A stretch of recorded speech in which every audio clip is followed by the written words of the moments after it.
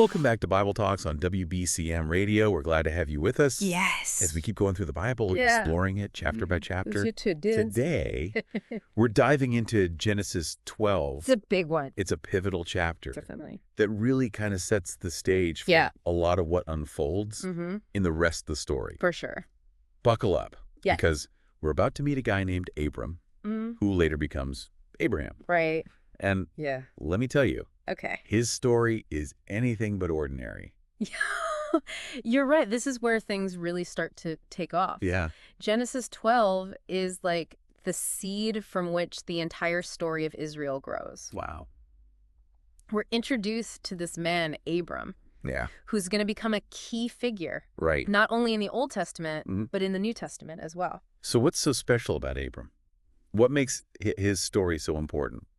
Well, for starters, Genesis 12 opens with God giving Abram a direct command, a call to leave everything familiar behind. Really? God tells him, leave your country, your people, and your father's household, and go to the land I will show you. Okay, wait, hold up. Yeah. God just tells him to pack his bags and go. Basically. No questions asked. Could you imagine getting that kind of instruction? Yeah. Leave your job, your home, your family. It's wild. Everyone you know, and just set off into the unknown. I know. That's a pretty tall order, wouldn't you say? It is. Yeah. And that's precisely what makes Abram's response so remarkable. Oh, already. He doesn't hesitate. Wow. He doesn't argue. Yeah. He doesn't even ask for a map. He just goes. The text simply says, so Abram left as the Lord had told him. Talk about a leap of faith. Seriously? Wow, that's incredible. I know. He just trusts God completely and sets out on this journey with no guarantee of what lies ahead. Right. That's got to be one of the most radical examples of obedience. Oh, for sure. In the entire Bible. Absolutely. And it's not just about blind obedience either. Oh. God doesn't just tell Abram to go. Yeah. He also gives him a series of incredible promises. Okay. Promises that will not only impact Abram's life, but will shape the course of history for generations to come. Okay. I'm intrigued. What kind of promises are we talking about here? Well, God promises Abram that he will make him into a great nation. Wow. That he will bless him and make his name great. He even promises that Abram will be a blessing to all the families on earth. Whoa, so this is bigger than just Abram's personal journey, right? Yeah. God's using him to start something much larger, something that will impact the whole world. You got it. Wow. And this is where the concept of a covenant comes in. Okay. It's a key theme throughout the Bible, and it really takes root here in Genesis 12. Okay. This isn't just a casual agreement. Yeah. This is a solemn pact, a binding promise between God and Abram. Okay. God promises to bless Abram and his descendants. And in turn, Abram is expected to follow God's instructions and live in a way that reflects his faithfulness. So this covenant is like the foundation of the relationship between God and his chosen people, the Israelites. Exactly. Oh. And it all starts with Abram's radical act of faith, leaving everything behind and stepping out into the unknown. So Abram sets off for this new land with his wife Sarai, his nephew Lot, and all their possessions. Talk about a caravan. They eventually arrive in the land of Canaan, which we know becomes a central location for the entire biblical narrative. Right. And it's significant that God appears to Abram again. Okay. Specifically in Canaan, reaffirming his promise to give this land to Abram's descendants. Wow. In response to this, Abram builds an altar to the Lord. Okay. A physical representation of his gratitude and his recognition of God's presence in this new land. Building an altar, that feels symbolic, right? Absolutely. It's a powerful expression of worship and devotion. It's like Abram saying, okay, God, I'm here, I trust you, and I'm going to honor you in this new place. Oh. It's a reminder that even in the midst of uncertainty and change, we can find stability and peace in our relationship with God. That's a beautiful thought. It's like no matter where we are in life, we can always create that space, that altar, if you will, to connect with God, to express our gratitude and dependence on him. Precisely. Yeah. And it's not just about personal piety either. Okay. Remember, God promised to make Abram a blessing to others. Right. So this act of worship is also a way of acknowledging God's sovereignty and inviting his blessing upon this new land. So even in these early chapters of Genesis, we're starting to see the seeds of God's plan for redemption, for blessing the entire world through his chosen people. It's pretty mind-blowing when you think about it. It is. But before we get ahead of ourselves, We need to remember that this is just the beginning of Abram's story. Right. And like any good story, Yeah. there are going to be some twists and turns. Oh, I'm sure there are. Some challenges and obstacles along the way. I'm already sensing a bit of foreshadowing here. Hmm. What kind of challenges does Abram face in this new land? Well, for starters, a famine strikes the land of Canaan, Oh, no. forcing Abram to make a difficult decision. Oh, wow. He decides to travel down to Egypt to escape the famine and find sustenance for his family and flocks. Interesting. And this is where things get really interesting. Oh, boy. Here we go. Yeah. I knew there had to be a catch. Yeah. What happens in Egypt that makes things so interesting? Well, as they're about to enter Egypt, Abram becomes afraid. Okay. He knows that his wife Sarai is very beautiful, Right. and he fears that the Egyptians will kill him in order to take her for themselves. Oh, no. So he comes up with a plan Oh, yeah. that, shall we say, raises some ethical eyebrows. Okay, I'm on the edge of my seat here. Mhm. What does Abram do? What's this plan that's got you raising your eyebrows? He tells Sarai to lie and say that she's his sister, not his wife. Why? He thinks that by doing this, he'll protect himself from the Egyptians. Whoa, hold on a minute. So the father of faith, the guy who just demonstrated incredible trust in God by leaving everything behind, is now resorting to deception. Yeah, That's kind of a surprising turn of events, isn't it? it is. And it's a reminder that even the greatest heroes of the faith are still human. Yeah. Still capable of making mistakes and questionable choices. So what happens next? Does Abram's plan work? Well, yes and no. Okay. As Abram feared Sarai's beauty attracts attention, Oh. Pharaoh, the ruler of Egypt, is smitten with her and takes her into his palace, Oh, wow. believing her to be Abram's sister. Oh, boy. So Abram's plan backfires in a way. Right. Right. He Oh. may have saved himself, but now his wife's in the hands of Pharaoh. That's right. And this is where we see the consequences of Abram's actions, even though they were motivated by fear. Right. The text tells us that God inflicts serious plagues on Pharaoh and his household because of Sarai. So even though Abram thought he was being clever, God wasn't fooled. It seems God is serious about protecting Sarai, even when her own husband is willing to put her at risk. It definitely highlights God's faithfulness to his covenant promises, Yeah. even when the humans involved make questionable choices. Right. It also reminds us that God is a God of justice. Mm. There are consequences for our actions, even when those actions are done out of fear or self-preservation. So what happens to Sarai? Does she stay in Pharaoh's palace? No, she doesn't. No. Eventually, Pharaoh discovers the truth about Sarai's identity, Okay. and he's not happy about it. Oh, boy. He confronts Abram, rebukes him for his deception, and sends him and Sarai away, Wow. along with all the wealth they've acquired during their time in Egypt. Wow. Talk about a dramatic exit. So Abram leaves Egypt richer than he arrived, Yeah. but he's also carrying the weight of his deception and the consequences that came with it. Exactly. It's a reminder that our choices have consequences. Yeah. Even when we think we're getting away with something, Right. God sees everything, and he holds us accountable for our actions. But even in the midst of Abram's failings, Yeah. we also see God's grace and mercy at work. Well, despite Abram's deception, God still protects Sarai. Okay. He delivers her from Pharaoh's palace and ensures her safety. Mm-hmm. And even though Abram made a mess of things, God still blesses him materially. Wow. He leaves Egypt with more possessions than he had before. So even when we mess up, God can still use our mistakes for good. Yeah. That's a comforting thought. But it also makes you wonder why God allowed Abram to go through all that in the first place. Yeah. Why not just prevent him from making the mistake in the first place? That's a great question. Yeah. And one that we'll continue to explore as we journey through the rest of Abram's story. Okay. I think it's safe to say that God often allows us to go through difficult situations, Yeah. even situations of our own making, in order to teach us valuable lessons and to refine our faith. Okay, that makes sense. Yeah. So where do we go from here? What happens to Abram and Sarai after they leave Egypt? Well, they return to the region of Bethel where Abram had previously built an altar. Okay. And it's here that we encounter another interesting twist in the story. A twist that involves Abram's nephew, Lot. Ooh, this is getting good. I can't wait to hear what happens next. Well, you have to stay tuned for part 2 of our deep dive into Genesis 12 to find out. Don't go anywhere, folks. Stay tuned. And while you're waiting, don't forget to like, share, and subscribe to our YouTube channel Yeah. at www.youtube.com at Radio WBCM Definitely. for more insightful Bible studies and Christian music reviews. Yes. We'll see you back here in a few minutes. Sounds good.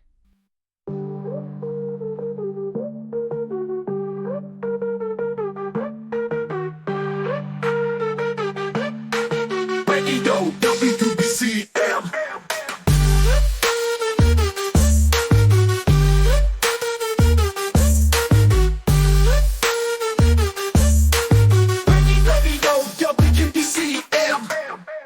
Welcome back to Bible Talks on WBCM Radio. We're picking up right where we left off, Okay. exploring the twists and turns of Abram's journey. Yeah, In Genesis 12, for sure. last time, Yeah. we left Abram and Sarai Right. heading back to Bethel Uh-huh. after that whole drama in Egypt. I know, right? Yeah. So what happens next? Okay, well, What's waiting for them in Bethel? remember Abram's nephew Lot? Oh, yeah. He's been traveling with them this whole time, and both Abram and Lot have accumulated significant wealth, including livestock. But as their flocks and herds grow, Yeah. a problem arises. Okay. The land just can't support both of them. Ah, so it's like that old saying, too many cooks in the kitchen. Yeah, Except in this case, it's too many sheep and cattle in the pasture. exactly. Their herdsmen start quarreling, Oh, and tension builds between Abram and Lot. right. It's a classic conflict, really. Yeah. The kind that can strain even the closest of family ties. So what happens? Well, Do they have a big family feud? you'd think so, right? Do they split up the land Yeah. and build a fence down the middle? How do they resolve this conflict? You might expect some drama, Yeah. some infighting, Okay. maybe even a power struggle. Right. But Abram does something completely unexpected. What? He chooses peace Oh, wow. over possessions, family harmony over personal gain. Okay, now I'm really intrigued. What does he do? He goes to Lot Mhm. and says, let's not have any quarreling between you and me, or between your herdsmen and mine, Yeah. for we are brothers. And then he offers Lot the first choice of land. Wow. He says, is not the whole land before you? Let's part company. If you go to the left, I'll go to the right. If you go to the right, I'll go to the left. Wow, that's incredible. Talk about taking the high road. Yeah. Here's Abram, the one who received God's promises, Yeah. the elder, the leader, and he's basically saying to his younger nephew, look, you choose what's best for you, and I'll take whatever's left. It's such a powerful example of humility and selflessness. It really is. It shows that Abram understands that true blessing isn't just about accumulating wealth or land. Mm-hmm. It's about living in peace and harmony with those around him. Yeah. And it also shows a deep trust in God's provision. He's willing to let go of what seems advantageous Yeah. in order to follow God's leading and maintain peace within his family. So what does Lot choose? Does he pick the land with the best grazing pastures? Does he try to outsmart Abram in some way? Well, Lot looks out for his own interests. Yep. As anyone might in that situation. He chooses the well-watered plain of the Jordan, which the text describes as being like the garden of the Lord. Wow. It's fertile, lush, Okay. and seemingly perfect for his flocks and herds. He journeys east, Mm-hmm. eventually settling near a city called Sodom. Sodom. I've heard that name before. Uh, And it's not exactly associated with good things. right? You're right. Sodom is known for its wickedness and its eventual destruction. So while Lot's choice seems like a good one on the surface, Yeah. it actually sets him on a path Okay. that leads towards danger and moral compromise. It's like that saying, all that glitters is not gold. Yeah. Lot chooses what looks appealing in the moment, Mm-hmm. but he doesn't consider the long-term consequences. Right. It's a good reminder for us, isn't it? Absolutely. Sometimes what seems like the best option, Yeah. the most prosperous or enjoyable path, Right. can actually lead us away from God's best for our lives. Absolutely. It's a reminder to seek God's wisdom in our decisions, not just to follow our own desires or what looks good on the surface. So Lot heads east towards Sodom, leaving Abram behind in Canaan. What happens to Abram after Lot departs? Does he regret his decision? Nope. Does he start to feel cheated? Not at all. In fact, after Lot leaves, God appears to Abram once again, reaffirming his promises Wow. and emphasizing the vastness of the inheritance he's giving him.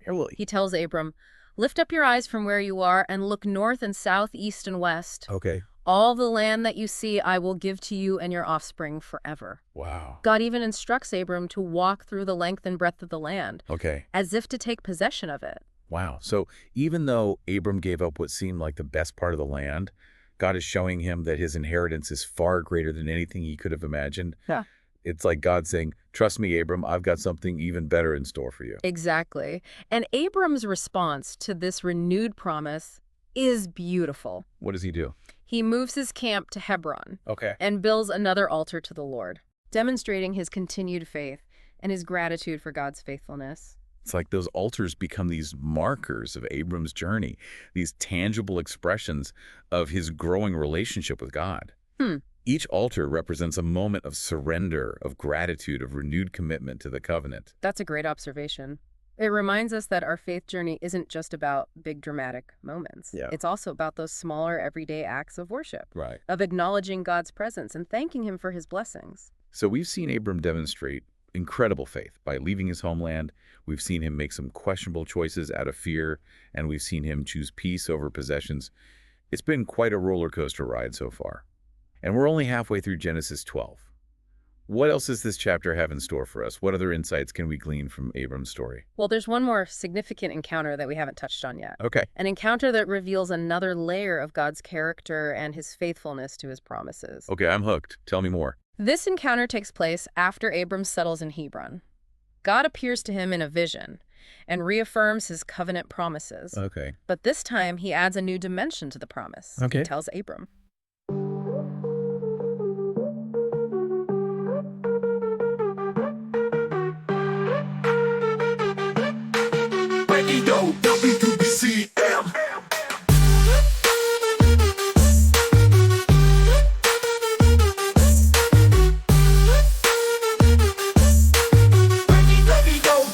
WBCM. We're back with part 3 of our deep dive into Genesis 12. And it sounds like things are about to get even more interesting. You're about to tell us about a new dimension to God's promise to Abram. Yeah, so this time God gets specific about the timeline of his promise. He tells Abram, "Know for certain that for 400 years your descendants will be strangers in a country not their own, and that they will be enslaved and mistreated there." 400 years. That's a really long time.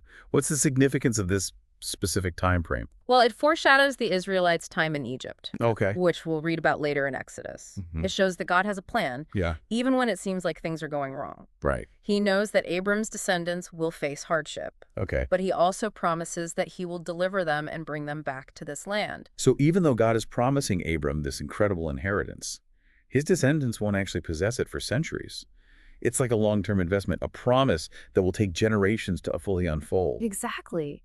And it highlights the importance of patience and trust in God's timing.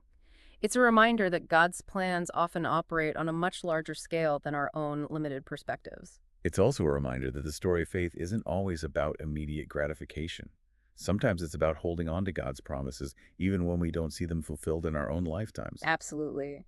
And God doesn't stop there. He goes on to say that he will judge the nation that enslaves Abram's descendants, Okay. and that they will come out with great possessions. So it's not just about deliverance, it's about vindication and blessing. God is going to make things right for his people, even after centuries of suffering. Exactly. And the chapter ends with God reiterating his promise to give Abram and his descendants the land of Canaan. It's a powerful reminder that God's promises are sure even when the fulfillment is delayed. So we've covered a lot of ground in Genesis 12. We've seen Abram's call to leave everything behind, his journey to a new land, his struggles and his triumphs, and God's unwavering faithfulness throughout it all. It's a chapter that's packed with meaning and sets the stage for the entire biblical narrative. What are some key takeaways you think our listeners should hold on to? Yeah, for me, it's the power of faith and obedience. Abram's willingness to follow God's call, even when it meant leaving everything familiar behind, is a powerful example for us all. It's also a reminder that our faith journey isn't always easy or straightforward. There will be times of testing, times of doubt, even times when we make mistakes. Yes, but even in those times, God's grace and mercy are always available to us. Just like he was faithful to Abram, even when Abram messed up, he's faithful to us. It's also encouraging to see how God uses our mistakes and our weaknesses for his purposes. He doesn't waste anything. Even our failures can become opportunities for growth and transformation. And ultimately, Genesis 12 points us to the bigger story of God's redemption plan for the world. It's a reminder that God is working through history, through generations, to bring about his purposes. And it all starts with one man's radical act of faith, stepping out into the unknown, trusting in God's promises. It's a story that continues to inspire and challenge us today. It really does. It makes you wonder, what might God be calling us to leave behind? Right, yeah. What promises is he asking us to trust in, even when we can't see the full picture? Those are great questions for all of us to ponder. So as we wrap up our deep dive into Genesis 12, I want to thank you for joining us. We hope this episode has sparked your curiosity and encouraged you to engage with the Bible in a fresh and meaningful way. And we hope you'll join us again next time as we continue our journey through the scriptures. This has been Bible Talks on WBCM Radio. Be sure to subscribe to our YouTube channel at www.youtube.com/Radio-WBCM for more insightful Bible studies and Christian music reviews. And don't forget to like and share this episode with your friends. Thanks for tuning in, and until next time, may you be blessed as you seek to follow God's leading in your own life.